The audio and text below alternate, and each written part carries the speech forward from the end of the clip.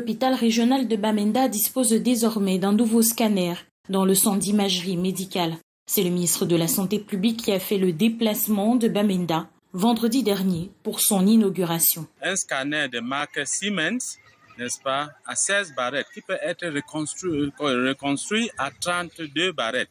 Vous savez que c'est déjà un scanner, n'est-ce pas, de haute génération et de très forte performance. Et jusqu'à l'heure actuelle, n'est-ce pas, depuis un mois, nous avons eu déjà à pratiquer, n'est-ce pas, plus de 211 scanners faits. Cela veut dire qu'en un an, nous pouvons déjà attendre à faire plus de 2000. Ça, c'est vraiment l'inédit. En compagnie du représentant de l'OMS au Cameroun, le Dr Fanuel Abimana, le Dr Manaouda Malachi traverse les pavillons pour se rendre au centre de l'isolement pour les patients atteints par la Covid-19. Au centre d'hémodialyse, l'unité de réanimation, soins intensifs et le centre des opérations d'urgence à la délégation régionale, ces deux derniers réhabilités par l'OMS. Les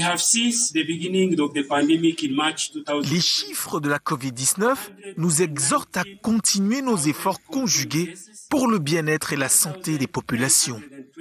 C'est un ministre de la Santé, comblé, qui a quitté Bamenda dans l'après-midi de vendredi, tout en laissant un message de paix. Félicitations, de chaleureuse félicitations de monsieur le président de la République et de les transmettre au personnel de santé. La deuxième chose, c'est de voir un peu le plateau technique des formations sanitaires de la région et notamment de la formation sanitaire de référence. Nous avons quand même voulu le transmettre à la population, à la région du Nord-Ouest, à la population de Bamenda ce matin, ce message de paix. Tout aussi comblé, le personnel à qui une promesse d'un lendemain radieux a été faite en commençant par ceux-là qui se battent dans le cadre de la lutte contre la Covid-19.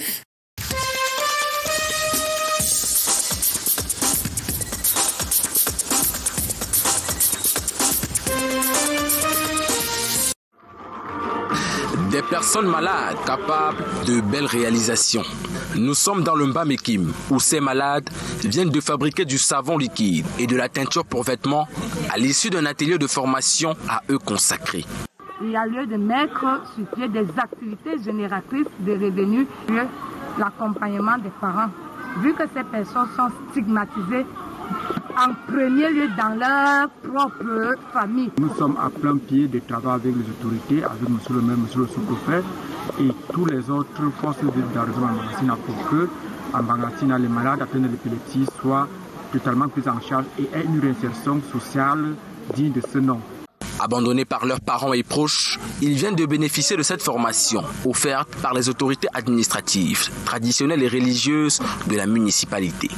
Je l'ai toujours dit, les forces vives de ces peuples, de ces villages, doivent continuer. Nous avons commencé, nous devions continuer à œuvrer pour la réussite de ces centres et de tous les villages et écoles. Une occasion pour ces personnes de se prendre en charge elles-mêmes et de s'approvisionner en médicaments. En Bangassina, les personnes atteintes de la maladie d'épilepsie, ils rencontrent beaucoup de problèmes. Il y a d'abord l'abandon familial, il y a le manque de médicaments.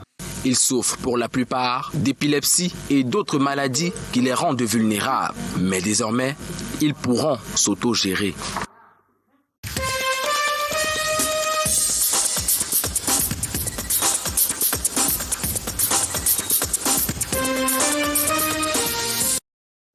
Pendant 2 jours, les participants à l'atelier de formation ont bénéficié de plusieurs enseignements et connaissances sur le PRONEG réamorce. Ce nouveau projet national d'éducation civique par le réarmement moral civique et entrepreneurial a pour enjeu majeur de redonner au plan triennal spécial jeune tout son mérite.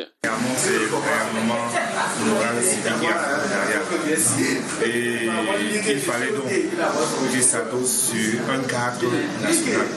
C'est la raison pour laquelle tous les départements ministériels ont travaillé en synergie pour mettre sur pied le PRONEG et le programme national d'éducation civique. L'atelier était départemental et rassemblait en son sein les chefs CMPJ, le CNJC et bien d'autres acteurs jeunes d'Umbam et Inubu.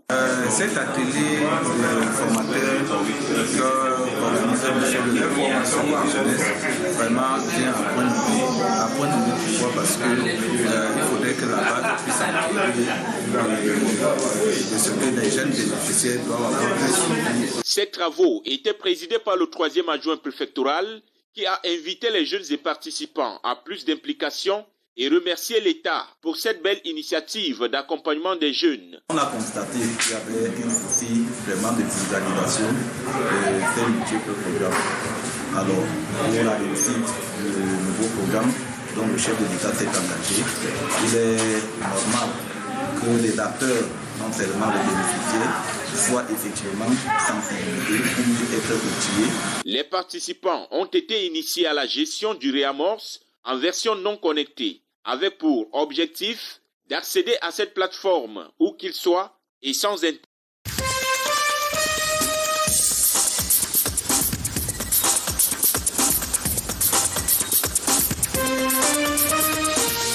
Les usagers de la route doivent s'habituer désormais aux radars de dernière génération sur le tronçon Banekane-Tonga sur la nationale numéro 4. Ces appareils fournis par le ministre des Transports servent à traquer les véhicules en mauvais dépassement et en excès de vitesse. Depuis que cet accident s'est passé ici à Banekane, j'ai pratiquement perdu le sommeil et j'ai décidé désormais de prendre mon petit déjeuner ici à Banekane chaque matin. Et même s'il y a des sorciers, nous allons lutter contre ces sorciers. En réalité, il n'y a pas de sorciers. Il n'y a que ici à Banekane, peut-être comme ailleurs aussi, il y a l'indiscipline, il y a l'irresponsabilité et plus précisément, il y a ce que nous appelons l'excès de vitesse. La preuve, c'est que lorsque nous sommes là, comme ce matin, nous étions là ce matin, 2 équipes avant et après le pont, tout le monde a ralenti. Et une fois que la délégation régionale est également arrivée, la délégation régionale est arrivée avec une très forte équipe et avec des radars, on a aussi constaté que tout le monde ralentit. Après la phase de sensibilisation effectuée la semaine dernière, place à la répression. En 2 heures de temps, une vingtaine de véhicules ont été surpris en excès de vitesse en zone de 50 km/h. Dépasser la limite de la vitesse. Le radar le capte et son image sort sur l'écran.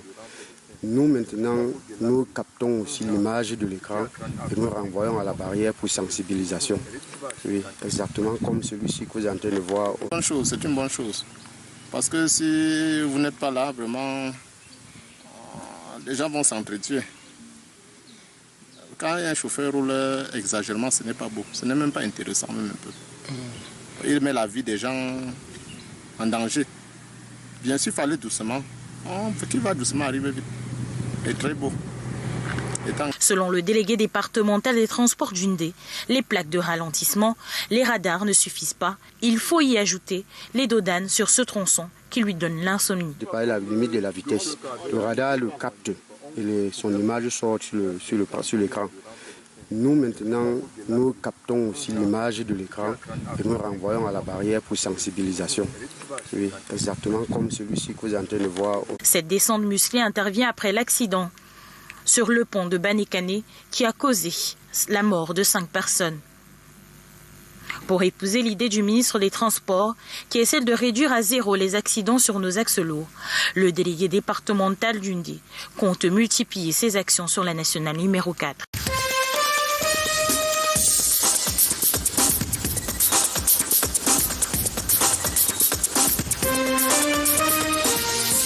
Un groupe de malfrats sème la terreur dans la ville de Kaélé. Quand les gens sont endormis, il y a ces bandits qui ne dorment pas. Les mototaximens en brousse. Ils prennent un client, arrivé en brousse, le taximan est tabassé, et on prend la moto, on s'en va avec. Ces malfrats, après avoir commis leur forfait, revendent les objets volés dans la ville de Maroua, Bogo et ses environs.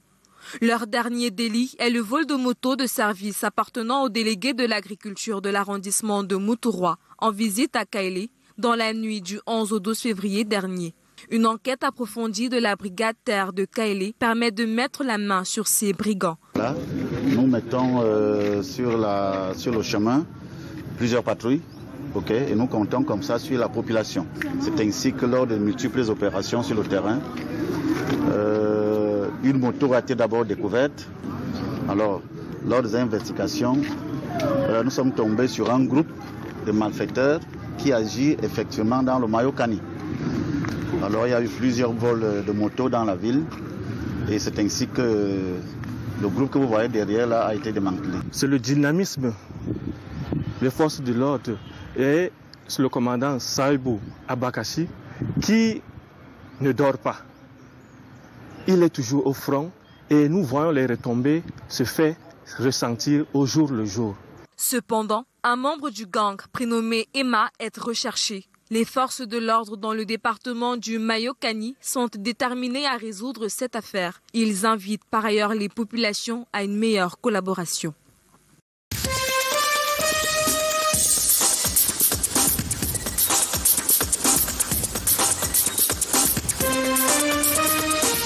Avec 21 projets et programmes d'un montant de 1300 milliards de francs CFA, la Banque africaine de développement apporte un appui conséquent à la région de l'extrême nord. Lors de la 48e revue trimestrielle de ces différents programmes et projets, les responsables de mise en œuvre ont examiné les contours des travaux dans la ville de Maroua. L'Union a pour objet principal de s'accorder sur certains dysfonctionnements. Les partenaires techniques et financiers sont là.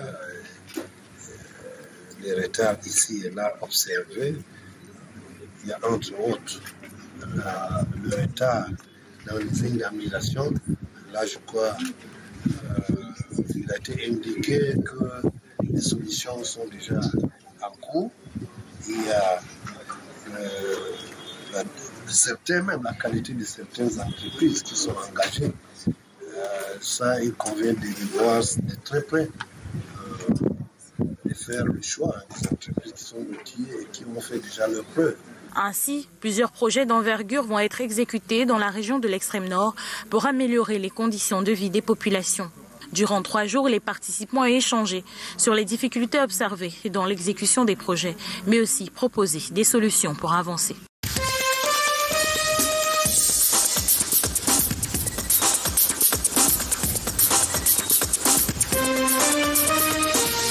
Les fidèles chrétiens de l'église évangélique du Cameroun, section du Konki, à l'ouest du pays, ont vibré ce dimanche 27 février 2022 au rythme du culte de clôture du 14e synode régional. Au menu, l'évaluation de la vision triennale, région synodale libre, éclairée, prospère et missionnaire. Centré autour du thème « L'amour véritable, fondement d'une mission de qualité pour la prospérité holistique ». Qu'il y ait une large implémentation de la vision dans les communautés pour permettre à nos fidèles de sortir de la pauvreté, non seulement spirituelle mais également matérielle. Nous avons investi beaucoup de moyens dans la formation spirituelle du peuple de Dieu et même dans les projets rentables. Et nous espérons que par là, nos populations, nos fidèles pourront sortir la tête de l'eau. Une exécution sur plusieurs axes stratégiques. Nous avons 5 axes stratégiques.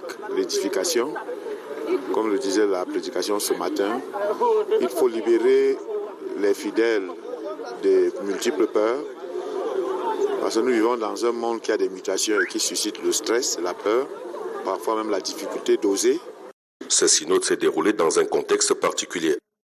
La particularité de ce synode qui se déroule dans un contexte de crise sanitaire, d'abord à coronavirus, mais également le choléra qui menace, même si nous sommes éloignés des foyers, l'Ouest étant l'une des zones qui accueille beaucoup de personnes qui viennent de ces zones-là, il fallait lancer un message de prudence aux fidèles.